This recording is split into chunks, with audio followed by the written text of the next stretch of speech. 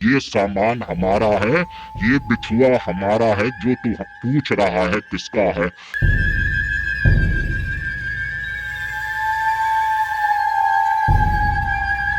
आप सबको मेरी नमस्ते। मेरा नाम है अजय। मैं इस चैनल में आपको कहानियां सुनाता हूं, कभी तीसरी शक्ति के प्रकोप के बारे में बताता हूं, तो कभी देव के चमत्कार किस्से सुनाता हूं।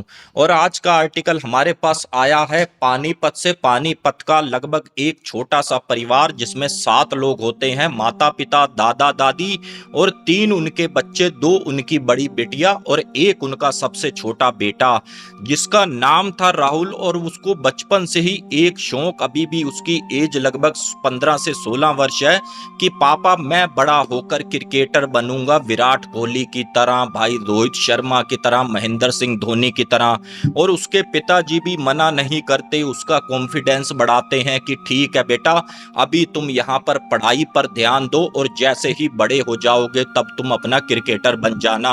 और वो प्रैक्टिस भी अपनी काफी ज्यादा करता था। जैसे ही संडे हुआ तो दूर एक फील्ड में चले गए खेलने, नहीं तो आस पड़ोस में अपना बैटिंग वगैरह करते रहे। लेकिन यहाँ पर होता क्या है, जैसे ही इसके एग्जाम वगैरह निपटे हैं तो इसने अपने पापा से ये कहा कि पापा मैं सातों के सातों दिन उसी वाले मैदान में जाऊंगा क्रिकेट खेलने। तो इसके पापा ने ये कहा कि बेटा ऐसा है कि हफ्ते में 2 दिन तो मैं तुझे लेकर जा सकता हूँ, सातों दिन मैं लेकर नहीं जाऊंगा भाई, मुझे भी तो अपना काम धंधा करना होता है। अब ये बड़ा मुंह बिगाड़ता है, बड़ा मुंह टेढ़ा करता है और अपने मन को समझा लेता है। अब यहाँ पर होता क्या है, एक इनके घर के अगल बगल एक छोटा सा मैदान भी था, वहां पर इसके यार दोस्त काफी ज्यादा क्रिकेट खेला करते थे। और ये अपनी साइकिल लेकर चला जाता है उसी फील्ड में। और उस फील्ड का नक्शा कुछ ऐसा था कि एक तरफ तो बाउंड्री ठीक ठाक थी और दूसरी तरफ बाउंड्री काफी बड़ी, और एक तरफ जगह ऐसी थी, पुराना सा स्कूल बना हुआ है और वहां पर काफी ज्यादा झाड़ियां, काफी ज्यादा लोग वहां पर कबाड़ भी फेंकते थे। तो इनके दोस्तों ने ये कहा कि देखो कुछ भी हो जाए, इधर का लंबा शॉट हमको नहीं मारना, और इधर किसी ने लंबा शॉट मारा तो समझ लो वो आउट भी होगा। यहाँ पर राहुल भी कहता है ठीक है भाई, जैसा तुम कहोगे वैसा ही क्रिकेट चलेगा। अब यहाँ पर राहुल की जैसे ही बैटिंग आती है, कुछ देर तो वो उधर शॉट नहीं मारता, लेकिन जैसे ही 1-2 ओवरों के बाद उसके बल्ले पे बॉल आई है तो उसने उधर ही शॉट मार दिया। और जो इसके दोस्त थे उन्होंने यही कहा कि देख राहुल, तुझे मना किया था भाई, तू उधर मत मार, अब भाई बॉल लेने तू ही जा, अगर बॉल मिल जाए, कितनी हमने बोले घुमा ली उस तरफ शॉट मारकर। अब यहाँ पर राहुल भी बोला भाई टेंशन लेने की कोई बात नहीं है, शॉट मैंने मारा है तो मैं ही अकेला जाकर बॉल ढूंढ के लाकर दूंगा। और ये अपना चला जाता है बॉल ढूंढने। और उधर क्या था, काफी ज्यादा झाड़ियां, पुराना सा स्कूल, एक छोटी सी दीवार को पार किया और सीधा पहुंच गया बॉल ढूंढने के लिए। और इसने लगभग 5-1 मिनट पूरा देखा है, कहीं भी इसको बॉल ना मिले। तो यहाँ पर इसके मन में ये आया कि यार इधर झाड़ियां हैं, क्यों ना एक बार इधर नजर मार लूं, क्या पता इधर बॉल पड़ी होगी।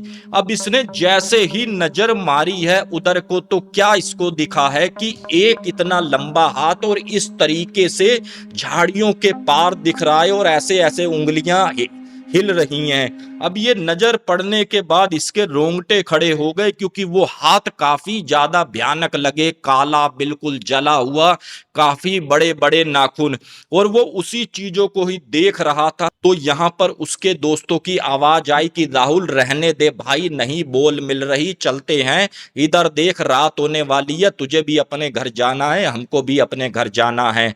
अब वो इतना सुनता है और ठीक अपने दोस्तों के पास आता है और इसके दोस्त ये कहते हैं भाई क्यों खड़ा हुआ था वहां पर, तुझे क्या दिख गया? तो यहाँ पर राहुल ने ये कहा कि भाई मुझे लग रहा है वहां पर कोई भूत प्रेत आत्मा है, क्योंकि मैंने एक हाथ देखा है। अब इसके दोस्त भी इसकी मजाक बनाने लग गए कि तेरे को तो लगता है कोई चुड़ैल दिख गई, तेरी किस्मत बड़ी अच्छी है भाई, हमको भी तो दिखा, तेरे को दिख गई तो हमको भी तो दिखा। इस तरीके की इसकी मजाक बना रहे थे और ये कहा कि चल भाई अब घर चलते हैं। और जैसे ही राहुल ने साइकिल उठाई है अपनी और मुश्किल से अभी 10 कदम की दूरी पर पहुंचा है, तो राहुल को यह महसूस हुआ कि मेरे दोस्त मेरी साइकिल इस तरीके से काफी टाइट तरीके से पकड़ रखी है, मैं पैडल मार रहा हूं, साइकिल आगे को नहीं बढ़ रही। और यहाँ पर राहुल ने भी काफी गुस्से से कहा कि देख मुकेश, तूने साइकिल पकड़ी है तो भाई छोड़ दे, मुझे पता है तेरी बोल है गुमी है तो भाई मैं तुझे कल नई बोल ला के दे दूंगा, साइकिल छोड़ दे। इतना कहा है तो मुकेश ने कहा कि भाई क्या हो गया, क्यों हल्ला मचा रहा है, किससे बात कर रहा है। अब ये जैसे ही भाई इनकी बात सुनकर उतर आए और ये कहा कि यार तुम्हारी बोल घुमा दी तो तुम मेरी साइकिल पकड़ के खींचोगे, कितनी टाइट चल रही है। और यहाँ पर जो इनका दोस्त था शिवम, उसने कहा कि भैया हमने तेरी साइकिल नहीं पकड़ी, तूने बैटिंग ही इतनी करी है, शायद तेरे पैर थक गए होंगे उस वजह से साइकिल तुझे भारी लग रही है, चल भाई ठीक है हम भी चलते हैं। वो इसको बाय बोलकर इसके आगे से निकल गए और इसने जैसे ही साइकिल फिर पकड़ी है तो यहाँ पर बिल्कुल साइकिल हल्की महसूस हो रही है और ये अपनी साइकिल से सीधा ही अपने घर पहुंचा है। और इसने साइकिल खड़ी करने के बजाय ऐसे करके साइकिल फेंकी और ठीक सामने इसके पापा देख रहे थे। इसके पापा ने पूछा भाई क्या बात हो गई, आज बड़ा गुस्से में लग रहा है। तो इसने अपने पापा को भी काफी खरी खोटी सुनाई कि तुम मुझे बड़े मैदान में ले जाते तो मेरा क्रिकेट खराब ना होता, यहाँ पर छोटे से ग्राउंड में खेलते हैं तो भाई बॉल ही गुम जाती है। तो इसके पापा ने कहा कि बेटा कोई नहीं, एक नहीं तुझे 4 बोले मैं दिलवा दूंगा, टेंशन की क्या बात है। फिर राहुल ने कहा कि पापा आज हमारी बॉल गुमी थी और मेरी गलती की वजह से जहां पर मैं बॉल लेने के लिए गया था तो वहां पर मैंने एक हाथ देखा इतना बड़ा, और वो हाथ काफी ज्यादा डरावना था, जैसे जला हुआ काला सा हाथ, और वो इस तरीके से उंगलियां हिल रही थी। तो इसके पापा ने मजाक से कह दिया बेटा लगता है तूने कोई भूत वूत देख लिया है क्या। बेटा ऐसा कुछ नहीं होता, तेरे मन का वहम होगा, तुझे धोखा लगा होगा। और इनकी मजाक कितना भारी पड़ने वाली है ये आपको स्टोरी के आगे चलकर पता चलेगा। अब यहाँ पर राहुल सीधा अपने घर जाता है, भाई थोड़ा खेला कूदी करी और इसके मन में डर कहीं ना कहीं बढ़ता जा रहा था, वही हाथ इसकी आंखों के सामने आना शुरू हो गया। और जैसे ही यहाँ पर रात के 8 बजे हैं तो इसकी दादी ने ये कहा कि बेटा स्टोर से जरा मेरा जो मैं डंडा पकड़ के चलती हूँ जरा वो तो मुझे उठा दे।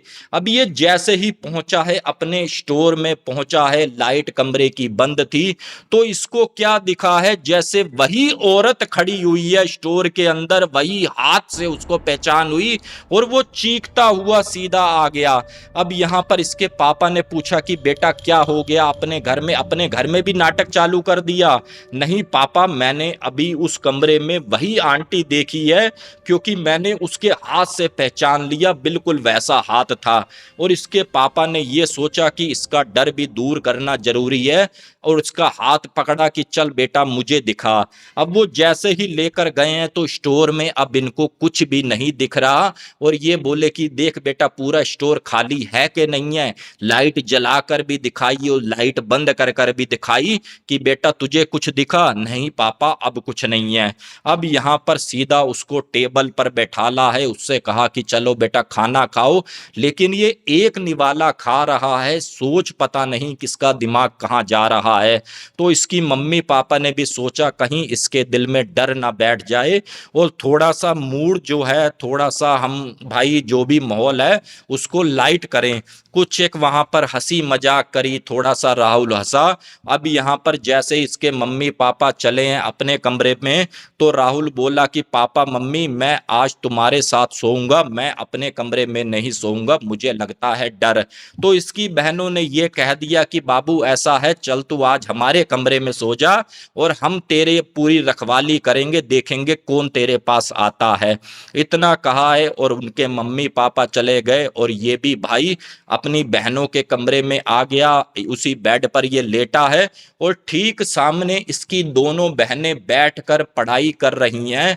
और 15-20 मिनट में जैसे इसकी आंख लगी है, हल्की कच्ची पक्की नींद ले रहा था, तो इसको ऐसा महसूस हुआ है जैसे किसी ने टच किया हो।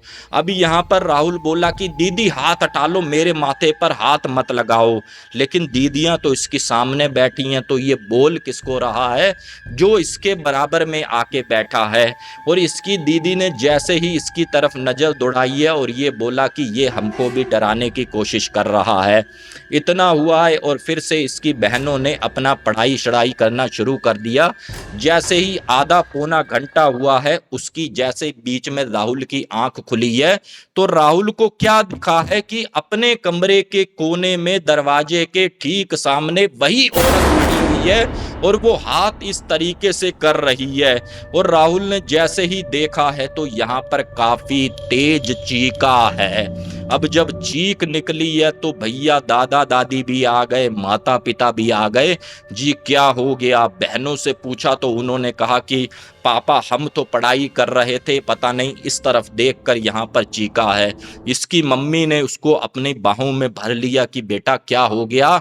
तो यहाँ पर फिर राहुल ने बताया कि मम्मी मैंने वही आंटी देखी है, पहले तो वहाँ पर देखी थी, स्टोर में देखी, अब मुझको यहाँ पर खड़ी हुई दिखी है। तो इसके पापा ने ये सोचा कि भाई अब मामला सीरियस होता जा रहा है, अब मैं इसके मन से थोड़ा सा डर दूर करूं, बच्चा कहीं डर ना जाए। और इसके पापा ने ठीक उसी कोने में जाकर देखा और खड़े हो गए कि बेटा बता यहाँ पर कोई है? मैं अकेला ही तो खड़ा हूँ। लेकिन जैसे इसके पापा की नजर नीचे पड़ी है तो एक पैर में डालने वाला बिछुआ इसके पापा को मिला। अब इसके पापा ने उठाया है और ये पूछा अपनी गुड़ियों से कि बेटा ये तुम्हारा है क्या, जो ये नीचे गिरा पड़ा है, काफी ज्यादा चमक रहा है? तो इनके पापा ने कहा कि पापा हम तो ये सब चीजें पहनते ही नहीं है, क्या पता दादी का हो, मम्मी का तो हमको पता है मम्मी ये डिजाइन नहीं पहनती। अब यहाँ पर उन्होंने अपनी मम्मी से पूछा है राहुल के पापा ने कि आपका है ये? अब वो जैसे ही बिछुआ उन्होंने हाथ में लिया है राहुल की दादी ने, उन्होंने ये कहा है कि ये डिजाइन तो हमारे पड़ोस में जो एक किराए पे औरत रहती थी वो पहनती थी और उसका काफी ज्यादा अपने घर आना जाना था, लेकिन ये बिछुआ कहाँ से आया भाई? उस औरत को तो मरे हुए लगभग 4 से 5 साल हो गए हैं। इतना कहा है और उसके पापा ने ये सोचा कि भाई क्या पता गलती से घर आ गया हो, बेटियों के हो और वो डर के मारे मुझे ना बताती हो। अब यहाँ पर उसके पापा ने क्या किया, एक ही बात पूछ रहे हैं अपनी पत्नी से भी, अगर ये तुम्हारा है तो भाई तुम ले लो। अपनी माँ से भी कहते हैं कोई बात नहीं अम्मा, ये पता नहीं किसका है और किसको ले जाकर हम दें।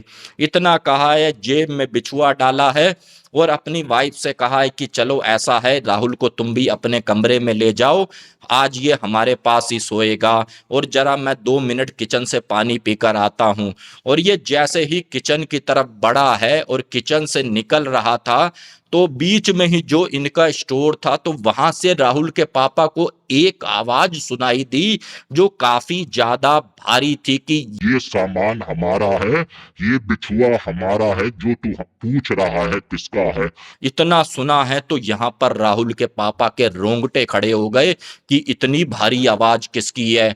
और जैसे ही स्टोर की तरफ नजर मारी है और उनके स्टोर में एक खिड़की भी थी जहां से भाई बाहर की लाइट रोशनी पड़ती थी, तो उसी खिड़की के पर इन्होंने क्या देखा है कि इस तरीके से हाथ लगे हुए हैं जैसे कोई झांक रहा है और फेस भी दिख रहा है और उसकी आंखों में जैसे कितनी ज्यादा आग जल रही हो। और ये जब चीज देखी है तो राहुल के पापा भी हिल गए।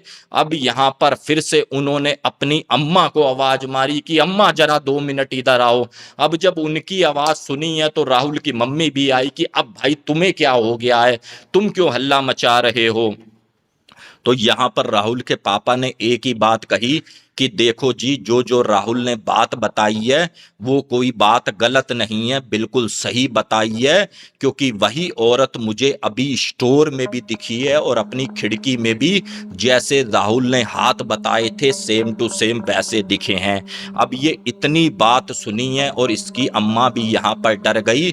उन्होंने ये सोचा कि भाई लगता है कि कोई ना कोई प्रेत राहुल के माध्यम से वो अब हमारे घर आ गया है। तो यहाँ पर उसकी अम्मा ने ये कहा कि वो प्रेत कुछ बोला चला तो नहीं। फिर इसने बताया कि हाँ भाई, एक आवाज मैंने सुनी है सबसे पहले बड़ी भारी सी, कि ये सामान हमारा है, हमको दे दो। अब यहाँ पर इनको किसी को भी यहाँ पर नींद ना आए, तो इसकी अम्मा ये बोली कि चलो बेटा, मैं थोड़ा सा दीपक जलाती हूँ, पूरे घर को पवित्र करती हूँ। लेकिन जैसे ही ये किचन में घुसी हैं इसकी राहुल की दादी, और भाई साहब माचिस वाचिस क्या मिलनी थी, तो यहाँ पर एकदम से इनकी जीभ पलट गई और काफी ज्यादा खूंखारती हुई आवाज में निकली, और जीभ लगभग आप ये लगा लो यहाँ तक आ रही है, और एक ही बात बोली कि तुम्हारा बच्चा हमारा सामान ले आया है, ये हमको लौटा दो, ये हमको वापस दे दो। और 2 मिनट के बाद इनकी अम्मा यहाँ पर नॉर्मल हुई। और फिर यहाँ पर होता क्या है, जैसे ही सुबह हुई है और 1-2 इनके बड़े खास पड़ोसी थे, कुछ एक बुजुर्ग भी थे, तो राहुल के पापा ने उनसे कहा कि बाबूजी ऐसी ऐसी बात है। तो उनका भी यही कहना कि देखो बेटा, वो प्रेत शक्ति वो राहुल के माध्यम से आई है, थोड़ा राहुल से पूछो कि तुम तो कुछ नहीं उठा कर लाए। तो यहाँ पर जैसे ही भाई राहुल को बुलाया है, बड़े प्यार से पूछा है कि बेटा इस सामान को तू पहचानता है? तो यहाँ पर राहुल कहता है कि पापा ये सामान आपके पास कहाँ से आया? ये तो भैया मैंने गोल सा मुझे दिखा तो मैंने ये छल्ला समझ के अपनी साइकिल की चाबी में लगा लिया है। तो यहाँ पर वो बुजुर्ग अंकल कहते हैं कि बेटा दिखाओ जरा अपनी साइकिल की चाबी लाकर। अब वो जैसे ही राहुल लाता है चाबी, तो भाई उसकी साइकिल में भी वही छल्ला चाबी में, और इधर राहुल के पापा के हाथ में भी वही छल्ला।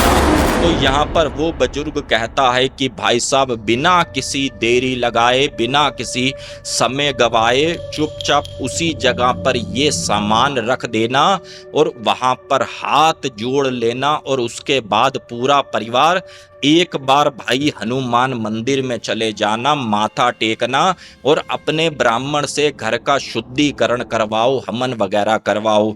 और इन्होंने सेम टू सेम ऐसा ही किया, और उसके बाद फिर इनको कुछ भी ऐसा महसूस नहीं हुआ, घर में ना तो कोई चीज दिखी। लेकिन राहुल का ये कहना है कि अजय भैया ये पूरा इंसिडेंट लगभग सन 2013 के करीब हुआ था, और वो झलक मुझे आज भी याद है, जो जो चीज मैंने देखी थी। अब तो मैं भाई लगभग 25-26 साल एज हो गई, उस बात को सोचकर अब भी मैं डर जाता हूं।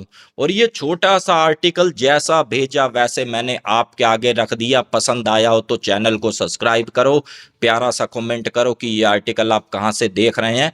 मिलते हैं फिर किसी और न्यू हॉरर स्टोरी में। जय हिंद, जय भारत।